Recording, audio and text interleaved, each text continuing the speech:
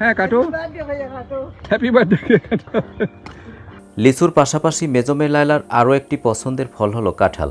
আর সেই ফল যদি নিজ দাদাবাড়ির হয় তাহলে তো আর কথাই নেই। এবার সেই গ্রামের ফরমালিনমুক্ত ফ্রেশ কাঁঠাল ঢাকায় নিয়ে আসে মেজো মেয়ে লায়লা। দর্শক চলুন লায়লার সেই পুরো ভিডিওটি দেখা যাক। কাটো কাটো কাটো, গো গো। গ্রাম থেকে কাঁঠাল নিয়ে এসেছি, আম্মু যে কোনোভাবেই কাঁঠালটা রেখে যাবে না, নিয়ে যাবেই যাবে। কাটো।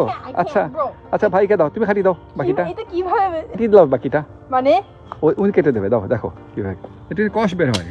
এই যে খুশি খুশি, নাও নাও।